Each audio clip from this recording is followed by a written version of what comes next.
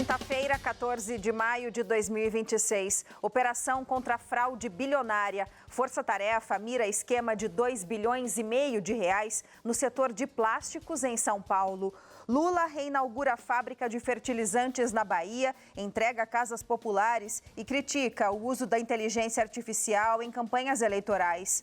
Alerta da Anvisa sobre produtos da IP acende sinal de atenção para a importância dos testes laboratoriais e do controle de qualidade nas indústrias. Confirmada a segunda morte após explosão em obra no Jaguaré, na zona oeste de São Paulo. Presidente da China alerta Estados Unidos que Taiwan pode levar os dois países ao conflito. Rússia lança maior ataque aéreo contra a Ucrânia desde o início da guerra. E você vai ver também o time indígena que quer fazer história no Campeonato Carioca, dentro e fora de campo. O CNT Jornal está no ar.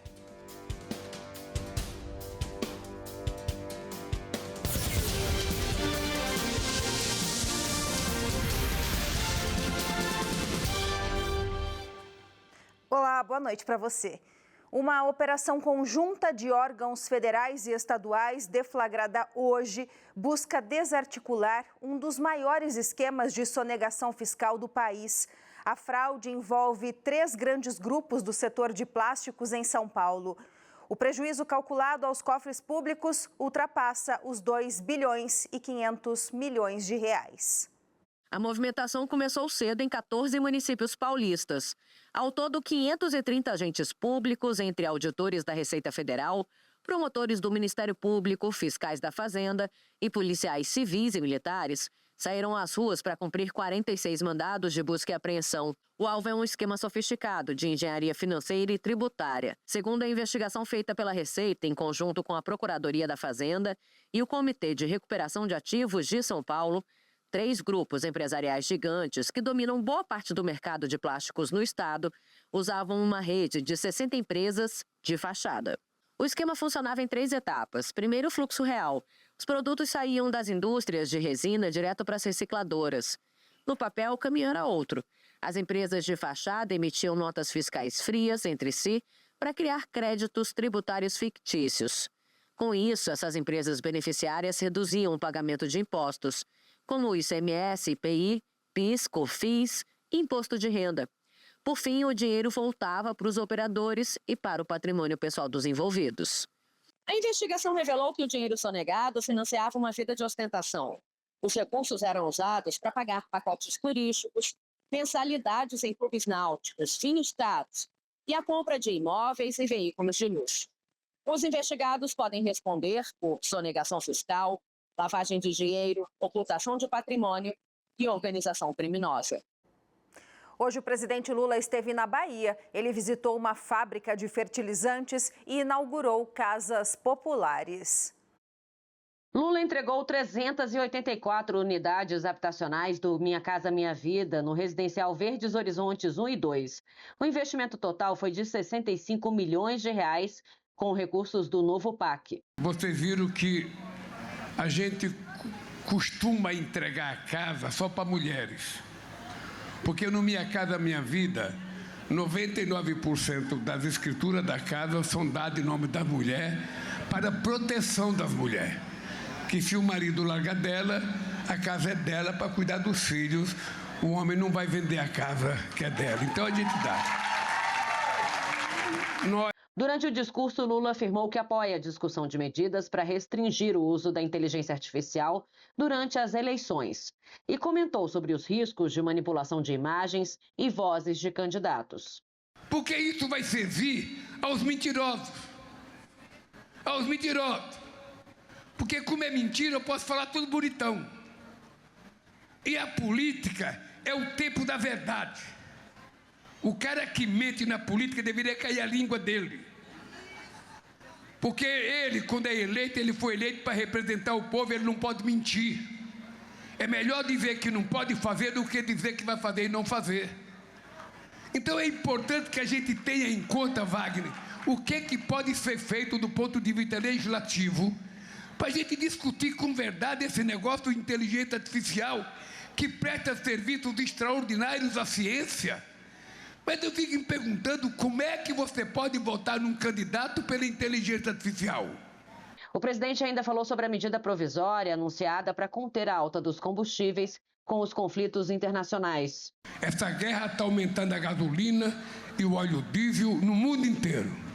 Aqui no Brasil, nós não vamos deixar aumentar, porque o portanto, assumiu a responsabilidade. Lula visitou também uma fábrica de fertilizantes nitrogenados, que teve a produção reiniciada em janeiro com investimento de 100 milhões de reais. Ela tem uma capacidade de produção de 1.300 toneladas diárias de ureia, 5% da demanda nacional. A intenção é recompor a capacidade nacional de produção de fertilizantes nitrogenados, reduzir a exposição externa e fortalecer a segurança alimentar. No mercado financeiro, o dia foi de alta para a Bolsa Brasileira. O dólar voltou a ficar abaixo dos R$ 5,00. O dólar comercial fechou o dia cotado a R$ 4,98 na venda, queda de 0,45%. O euro recuou 0,77%, vendido a R$ 5,81. Já o Ibovespa, principal índice da Bolsa Brasileira, encerrou o pregão em alta de 0,72% no patamar dos 178 mil pontos. Uzi Minas e C&A Modas foram as ações mais valorizadas do dia.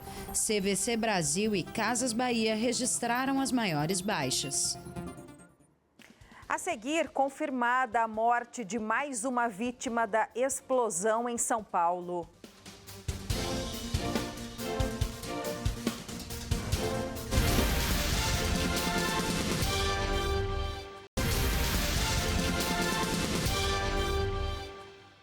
O alerta da Anvisa sobre produtos da marca IP colocou muitos consumidores em atenção em todo o país.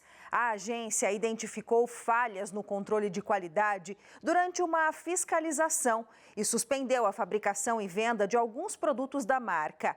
Entre os itens afetados estão detergentes, lava-roupas e desinfetantes, de lotes com numeração final 1. O caso levanta um alerta sobre a importância dos testes laboratoriais feitos pela indústria para identificar possíveis contaminações antes que os produtos cheguem ao consumidor. Antes de chegar às prateleiras, produtos de limpeza, cosméticos e até medicamentos passam por uma série de testes laboratoriais. O objetivo é identificar possíveis contaminações e garantir que os itens estejam dentro dos padrões de segurança exigidos pela Anvisa. É importante dizer que vários produtos são suscetíveis à contaminação microbiana. Não só produtos de limpeza, como os saneantes, mas cosméticos, medicamentos, suplementos alimentares. E, por isso, a Anvisa, que é o órgão que regulamenta esse setor, estabelece quais são os limites aceitáveis dessas contaminações. Então, qual que é o nível de contaminação, a gente chama de carga microbiana, que não vai causar risco ao seu usuário, ao paciente, à pessoa que vai utilizar esse produto no final. E para monitorar se os níveis de contaminação estão dentro desses níveis aceitáveis, as empresas estabelecem programas de testes. Segundo o especialista, o monitoramento é feito em diferentes etapas da produção. Então, qual que é o nível de contaminação, a gente chama de carga microbiana, que não vai causar risco ao seu usuário, ao paciente, à pessoa que vai utilizar esse produto no final. E para monitorar se os níveis de contaminação estão dentro desses níveis aceitáveis, as empresas estabelecem programas de testes. Esses testes eles são feitos não só no produto final, que é o que vai para as pessoas, mas também ao longo do processo de produção. Então, são feitos testes, por exemplo, na matéria-prima, são feitos testes na água que é usada na produção, são feitos testes, por exemplo, no processo produtivo. Então, para que você consiga fazer esse monitoramento desses níveis de contaminação microbiana. A contaminação identificada em alguns lotes da IP envolve uma bactéria que pode ser encontrada no solo, na água e em ambientes úmidos. Para a maioria das pessoas saudáveis, o contato não costuma causar problemas graves, mas pacientes com baixa imunidade podem desenvolver infecções mais sérias. E o alerta serve também como um lembrete da importância do controle de qualidade dos testes laboratoriais para garantir que produtos utilizados todos os dias cheguem ao consumidor com segurança. Confirmada hoje a morte da segunda vítima da explosão de uma obra da Sabesp, na última segunda-feira, na zona oeste de São Paulo. Foi confirmada hoje a morte de Francisco Albino, que estava internado no Hospital Geral de Osasco e não resistiu aos ferimentos. Além de Francisco, mais uma vítima fatal foi confirmada ainda no dia do caso. Alexandro, de 49 anos, morava em uma das residências da região que foram atingidas. Uma outra vítima segue internada no Hospital das Clínicas da Faculdade de Medicina da USP, a Universidade de São Paulo. Queria iniciar lamentando a morte hoje do Francisco Albino. Foi a segunda vítima do acidente de Jaguaré. Estava internado no Hospital Geral de Osasco. Não resistiu aos ferimentos, faleceu. As equipes lá estão dando toda assistência para a família, tanto psicológica quanto financeira. A gente fica profundamente consternado, profundamente triste com essa perda. O acidente ocorreu na última segunda-feira, após a explosão em uma obra da Sabesp, ao atingir uma tubulação de gás da Comgás, no Jaguaré, na zona oeste da capital paulista. Para coordenar e acompanhar as ações emergenciais voltadas ao atendimento das vítimas, o governador de São Paulo criou um gabinete de crise 3 dias após o acidente e ontem visitou a área atingida. E a ideia aqui foi verificar de perto a situação, né? A nossa equipe já está em campo desde o ocorrido. A gente nomeou um gerente para essa situação, que é o Coronel Elcio. O Coronel Elcio trabalhou na Defesa Civil durante muito tempo, tem experiência em lidar com essas situações e vai ser o elo entre a comunidade, as concessionárias e o governo do estado. Ele vai estar aqui e no meu gabinete, contato direto, né? Então a gente vai estar aqui para dar todo o apoio, sempre que necessário. Então, e aqui a gente está para amparar, para dizer, olha, é um transtorno, mas nós vamos cuidar de vocês, nós vamos resolver, né, e entrar com outras medidas do Estado, com outras políticas públicas aqui para atender a comunidade. A perícia ainda trabalha com hipóteses. Uma das linhas de investigação tem relação com a perfuração de uma tubulação. Vamos à previsão do tempo desta sexta-feira nas regiões sul e sudeste do Brasil. Tempo variado no sul do país. Sol entre nuvens no Rio Grande do Sul. No Paraná, céu fechado e tempo chuvoso. Já em Santa Catarina, sol com pancadas isoladas de chuva. Caxias do Sul, mínima de 9, máxima de 16. Curitiba, mínima de 12, máxima também de 16 graus. Em São Paulo, o sol aparece, mas em meio a instabilidades. No Rio de Janeiro e Minas Gerais, tempo parcialmente nublado. Guarulhos, mínima de 14, máxima de 21. São Gonçalo, mínima de 22, máxima de 27 graus. A seguir, presidentes dos Estados Unidos e China se reúnem em Pequim e ogiva não detonada de míssil é encontrada em apartamento na Ucrânia.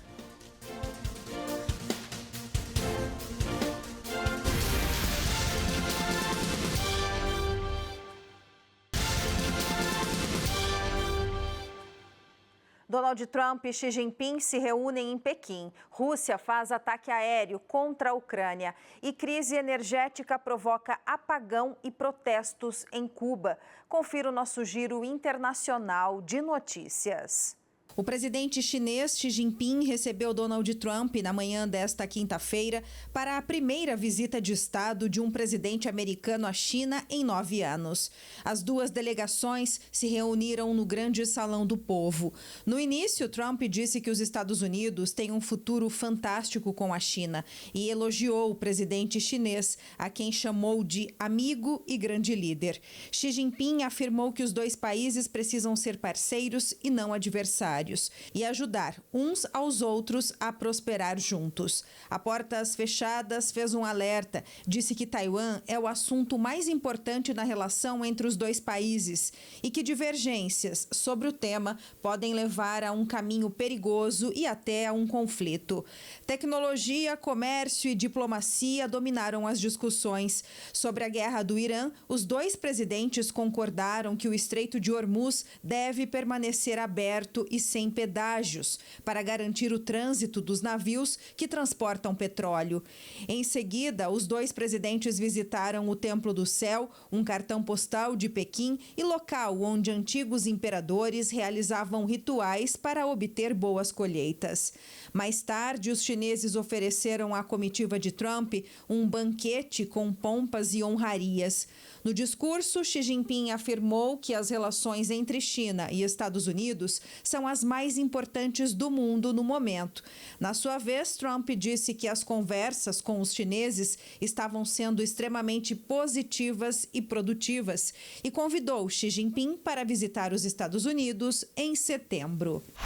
A Rússia bombardeou a Ucrânia nas últimas horas no maior ataque com drones desde o início do conflito. Foram mais de 1.500 drones militares, além de mísseis lançados nas últimas 30 horas em diversas áreas do país. Pelo menos 15 pessoas morreram, a maioria na capital Kiev, onde um prédio residencial veio abaixo. Equipes de resgate passaram a noite procurando desaparecidos nos escombros.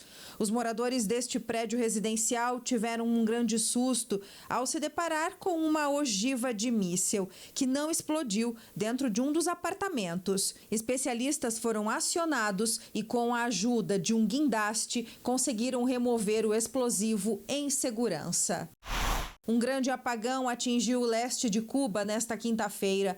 Os cortes de energia do país se intensificaram nesta semana após o governo admitir o esgotamento de suas reservas de combustível em meio ao bloqueio imposto pelos Estados Unidos. De acordo com o Ministério de Energia cubano, petróleo, óleo combustível e diesel, fundamentais para o funcionamento das usinas termoelétricas que abastecem toda a ilha, chegaram ao fim. Com panelas na mão, dezenas de pessoas protestaram contra os cortes seguidos de energia em diferentes regiões da capital, Havana. Vamos à previsão do tempo. Nesta sexta-feira, sol e chuva se alternam no norte e também no nordeste. No centro-oeste, o tempo segue firme. Apesar do sol pela manhã, o tempo muda ao longo do dia, com chance de chuva em alguns pontos do norte, principalmente no Amazonas e Pará. No Tocantins, sol entre nuvens nesta sexta-feira. Manaus, mínima de 24, máxima de 30. Belém, mínima de 23, máxima de 31 graus. Em Alagoas, tempo parcialmente nublado. Já em Pernambuco e no Maranhão, apesar do sol, instabilidades marcam o dia. Recife, mínima de 24, máxima de 29. Maceió, mínima de 23, máxima também de 29 graus. No centro-oeste, o tempo segue estável, com sol entre nuvens na maior parte das regiões. Cuiabá, mínima de 22, máxima de 30. Goiânia, mínima de 18, máxima de 29 graus. A seguir, quase 600 toneladas de alimentos estão sendo enviadas para regiões do interior do Amazonas, afetadas pelas inundações.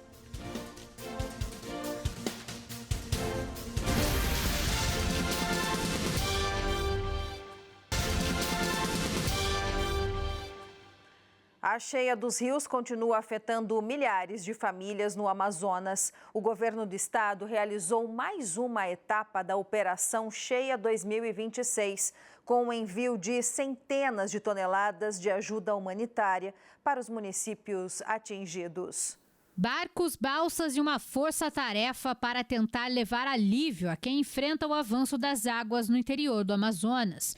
O governo do estado iniciou o envio de quase 600 toneladas de alimentos para municípios mais afetados pela cheia dos rios este ano. Ao todo, 26 mil cestas básicas serão distribuídas para cerca de 26 mil famílias.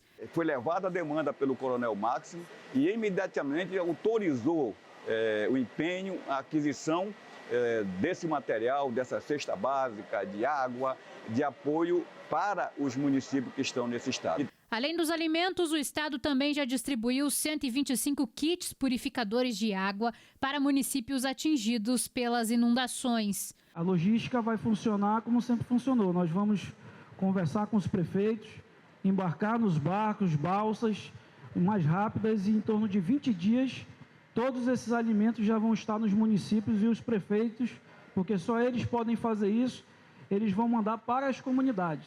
Segundo o último boletim da Defesa Civil, o Amazonas tem atualmente 16 municípios em situação de emergência por causa das cheias.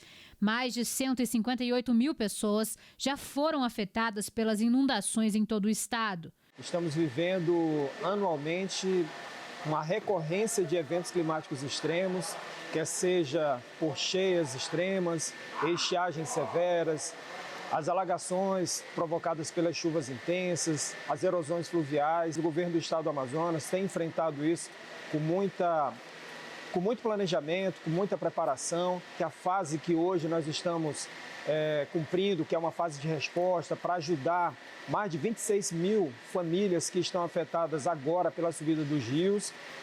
Aqui temos desenvolvido um trabalho que antecede a este. Através do nosso centro de monitoramento, temos observado essas mudanças meteorológicas e informado a população, quer seja através de alertas e também preparando todo o sistema de proteção e defesa civil. Em muitas comunidades, a água invadiu casas, destruiu plantações e dificultou o acesso a alimentos e serviços básicos. Enquanto o nível dos rios segue sendo monitorado, a expectativa é que a ajuda humanitária chegue aos municípios do interior nas próximas semanas, levando alimento, água e apoio para as famílias que enfrentam mais um ano de cheia severa no Amazonas. Um time de futebol diferente de tudo que a gente costuma ver está surgindo no litoral do Rio de Janeiro. Formado exclusivamente por jogadores indígenas, o clube quer disputar o Campeonato Carioca, mas com um objetivo que vai muito além dos gols. A iniciativa nasceu dentro de uma aldeia indígena em Maricá, na região metropolitana do Rio. A proposta é clara: usar o futebol como uma ferramenta de visibilidade para os povos originários e dar voz a quem muitas vezes ainda enfrenta preconceito e invisibilidade no dia a dia. O time foi pensado não necessariamente para levantar taças, mas para ocupar espaços. A ideia é mostrar que os povos indígenas também estão presentes em diferentes áreas da sociedade, inclusive no esporte profissional. E para montar o elenco foi preciso ir além da aldeia. A comissão técnica buscou atletas indígenas em várias regiões do Brasil. O grupo reúne jogadores com experiências diferentes. Alguns já passaram por clubes profissionais, enquanto outros ainda estavam no futebol amador. O pensamento primeiro era formar o time, jogar o Carioca, não ser campeão, mas sim dar visibilidade a todo esse povo que é muito sofrido. Nós queremos combater o racismo, nós queremos combater esse preconceito todo que a gente passa sobre porque a gente tem a nossa maneira de ser, né? Além do esporte, o projeto também se conecta com outras formas de expressão. Há jogadores que são artistas, influenciadores e lideranças dentro das próprias comunidades. O futebol também se transforma em expressão cultural.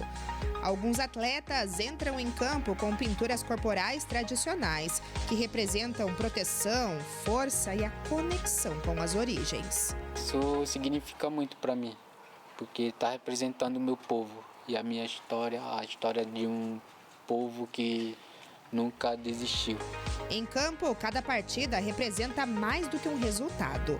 É uma forma de mostrar resistência, cultura e identidade para um público cada vez maior. Desde jovem, eu acreditei que você jogando muita bola, futebol bem arte, futebol bem jogado, você pode quebrar os corações de pedra que possam um dia não entender o seu sonho, o seu projeto, o seu povo. E o sonho dos idealizadores é alto. Ver esses atletas conquistando espaço no futebol profissional, chegando a grandes clubes e, quem sabe, vestindo a camisa da seleção brasileira. Tenho que ligar para vários empresários do Pará, de Rondônia, do Amazonas, do Acre, de vários locais da Paraíba, onde eu sei que tem comunidades indígenas, eu procuro ligar, eu procuro saber onde tem um talento escondido, onde tem um talento que não teve oportunidade, que de repente, vindo para cá, consiga se tornar um atleta profissional de alto rendimento.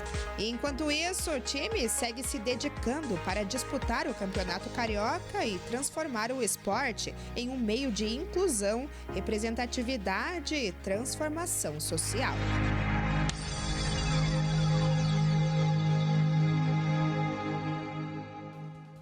Boa noite para você. Até amanhã.